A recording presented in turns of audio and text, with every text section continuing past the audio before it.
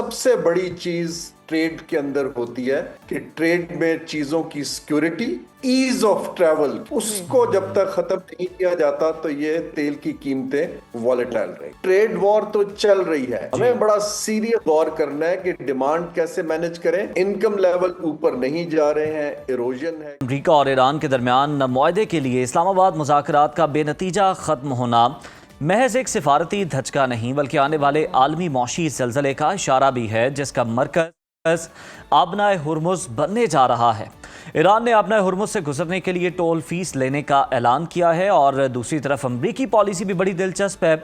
सदर Donald Trump ने एक तो आबनाए हुर्मुज़ में दाखिल होने वाले, बाहर निकलने वाले जहाज़ों की नाकाबंदी का ऐलान किया है और ये भी कहा है कि ईरान को टोल अदा करने वाले जहाज़ों को गुजरने की इजाज़त नहीं दी जाए। जी बिल्कुल, और मुआशी तब्दीलियाँ बहुत ज़्यादा मुतवक्के हैं और ये फैसला आलमी एनर्जी मार्केट के लिए किसी डरावने ख्वाब से कम नहीं है, क्योंकि दुनिया का एक तिहाई तेल जो है इसी रास्ते से गुजरता है। और क्या ये सूरत हाल पेट्रोलियम मसनूआत की कीमतों को आसमान पर ले जाएगी? पाकिस्तान जैसे तरक्की पजीर ममालिक इस मुआशी तनाव को बर्दाश्त कर पाएंगे? इन तमाम मुआशी पहलुओं का गहरा तजिया करने के लिए आज हमारे साथ मौजूद है नामवर माहिर मुआशियत हारून। बहुत शुक्रिया आपके वक्त का। वेलकम टू सुनो पाकिस्तान। सबसे पहले तो बताइएगा, ईरान अमेरिका मुज़ाकरात से सब वाकिफ़ ही हैं और जिस मुआशी ठहराव की उम्मीद पैदा हो गई थी वो अभी भी हम देख रहे हैं मुश्किल में नज़र आ रही है। आबनाए हुर्मुज़ की बात करें, ईरान के कंट्रोल में है और इसने टोल फीस अदा करने का ऐलान किया है। क्या कोई मुल्क को ऐसी गुजरगाह पर टैक्स लगा सकते हैं? ऐसी सूरत हाल हो सकती है और जब ऐसा हो जाए तो क्या इफेक्ट आएगा इसका? जी बहुत शुक्रिया। देखें, जो गैर यकीनी की सूरत हाल है वो तो आगे बढ़ती दिखाई दे रही है, लेकिन ये एक पॉजिटिव चीज थी कि अमेरिकन और ईरानियन ने बैठ के एटलीस्ट इस मौजू पे बात की है, जिसको मार्केट्स जो हैं एक होप, थोड़ी सी ग्लिमर उससे आई है कि ये बातचीत कल को आगे बढ़ सकती है। टोटल डेडलॉक नहीं है। लेकिन ये जो अभी स्टेटमेंट्स आ रही हैं कि ईरान चार्ज करेगा और अपनी पसंद के कंटेनर्स को जाने देगा, अमेरिका कह रहा है कि अपनी नेवल फोर्स के थ्रू मैनेज करेंगे, ये वरीसम सिग्नल्स हैं मार्केट्स के लिए। क्योंकि जो बैनुल-अक़वामी कानून है उसमें जिसको हम ट्रांजिट कहते हैं, ओवरलैंड भी और सी का भी, वो ट्रांजिट से आप किसी को रोक नहीं सकते। ये एक शेयर्ड वाटर होता है, आप उसकी एक मैनेजमेंट कर सकते हैं, लेकिन नीदर कंट्री कैन फोर्स कि ये कौन जाएगा कौन नहीं जाएगा। ईरान के लिए भी बेहतर है कि वो कोई मल्टीलैटरल सिस्टम के अंदर कोई अग्रीमेंट करे खित्ते के ममालिक से कि इसको कैसे सबसे बड़ी चीज ट्रेड के अंदर होती है कि ट्रेड में चीजों की सिक्योरिटी, ईज ऑफ ट्रैवल, कि उनको ये वरी ना हो कि ट्रैवल रुक तो नहीं जाएगा, डिसरप्शन, उसको जब तक खत्म नहीं किया जाता तो ये तेल की कीमतें वॉलेटाइल रहेगी। अरुण साहब, आबनाए हुर्मुज़ पर अमेरिका का मौक़िफ़ जो है बड़ा ही दिलचस्प है। गुज़श्ता दिनों ट्रंप साहब ने कहा कि उसके बंद होने या खुलने से उन्हें फ़र्क नहीं पड़ता। अब आबनाए हुर्मुज़ में दाखिल होने वाले, निकलने वाले जहाज़ों की नाकाबंदी का ऐलान भी हम सुन रहे हैं और ईरान को टोल अदा करने वाले जहाज़ों को गुजरने से रोकने के पीछे अब आपको डोनाल्ड ट्रंप की क्या स्ट्रेटजी नज़र आती है? जी देखिए, इस वक्त डोनाल्ड ट्रंप अकेले नहीं है। देखिए ना, मिडल ईस्ट के अंदर बेसिकली जो वॉर है वो तो प्रॉम्प्ट इजराइल ने की है।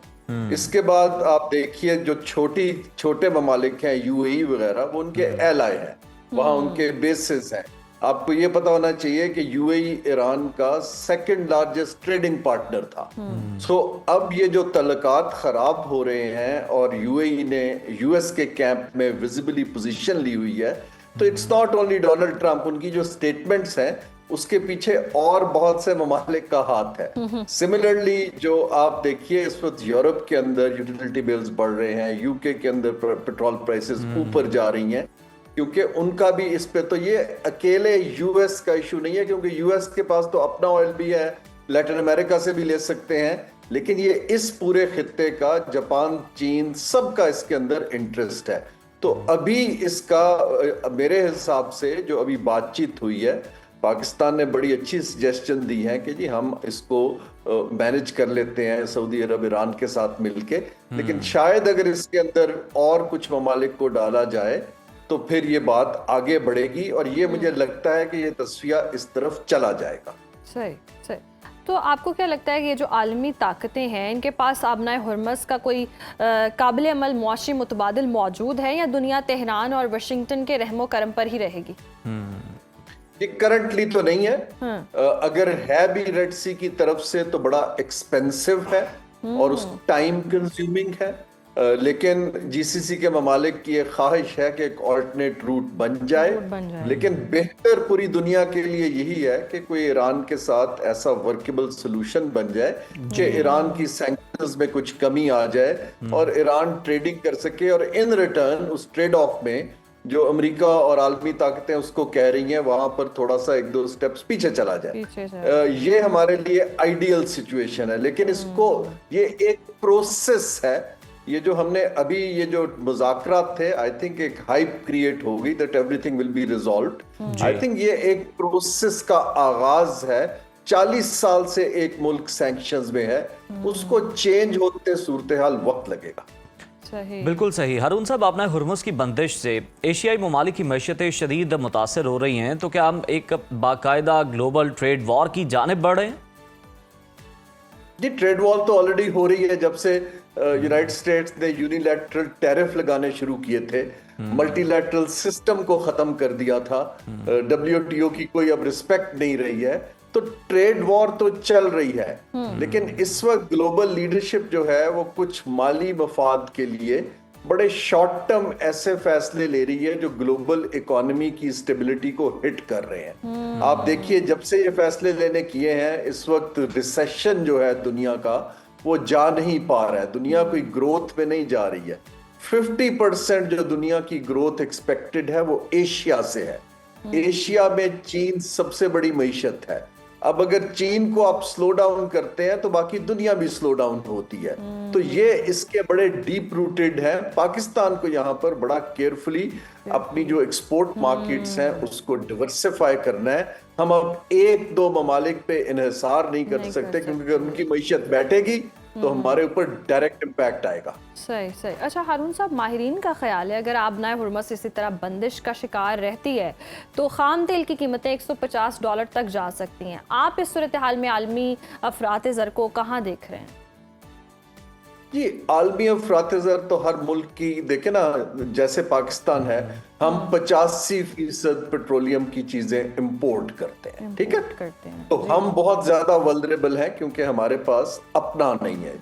जिन ममालिक के पास लॉन्ग टर्म रिजर्व्स हैं, जैसे चीन 104 दिन का रिजर्व रखता है, सो ये हर मुल्क की इकोनॉमी के ऊपर डिफरेंट इम्पैक्ट आएगा।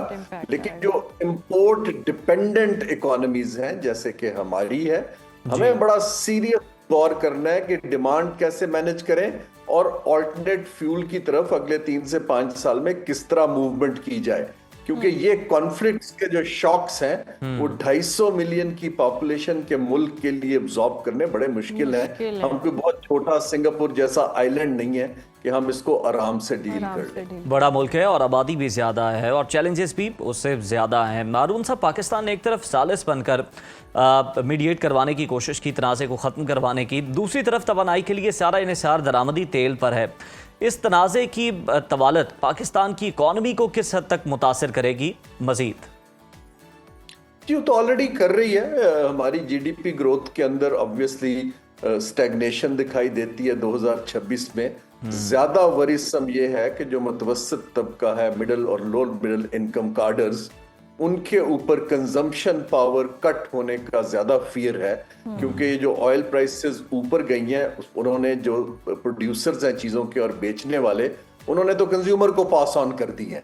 लेकिन ये इवन प्राइसेस वापस जाएं, हमने कीमतों का मैकेनिज्म ऐसा है कि रिवर्स होता बहुत कम देखा है। तो इनकम लेवल ऊपर नहीं जा रहे हैं, इरोजन है क्योंकि महंगाई जा रही है, 7.5% ऑलरेडी है इन्फ्लेशन। तो पाकिस्तान को इस वक्त इस साल बहुत केयरफुली अपने लोगों को प्रोटेक्ट करना है और ग्रोथ के लिए डिवर्सिफिकेशन की पॉलिसीज बनानी है और इन्हिसार ऑयल पर आहिस्ता आहिस्ता कम करना है। उसके अलावा मुझे पाकिस्तान की कोई ऑल्टरनेट पॉलिसी दिखाई नहीं देती। हाँ, सालिस का किरदार जो अदा कर रहे हैं उसके इन रिटर्न अगर पाकिस्तान कोई स्पेस ओपन कर ले कि हम ईरान से गैस पाइपलाइन बना सकें तो that will be a major break through.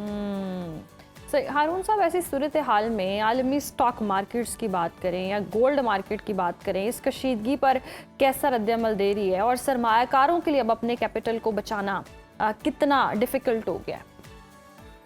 जी, गैर यकीनी की सूरत हाल में सरमायाकार लॉन्ग टर्म इन्वेस्टमेंट्स नहीं करते।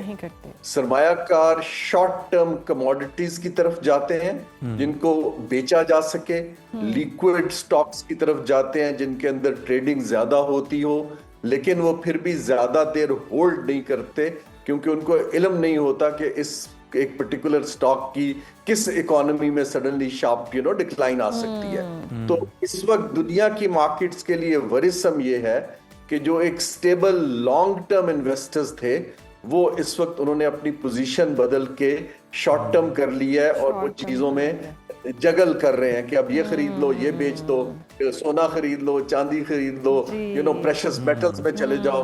तो ये एक सूरत हाल जो बड़ा इन्वेस्टर है जिसके पास रिसर्च है, रिसोर्सेज हैं, वो तो शायद मैनेज कर ले, लेकिन छोटे इन्वेस्टर के ऊपर इसका इम्पैक्ट बड़ा आने की सारे ही सरमायाकार जो हैं वो मोहतात हो गए हैं इस सूरत हाल के अंदर। बहुत शुक्रिया हारून शरीफ साहब आपके वक्त का।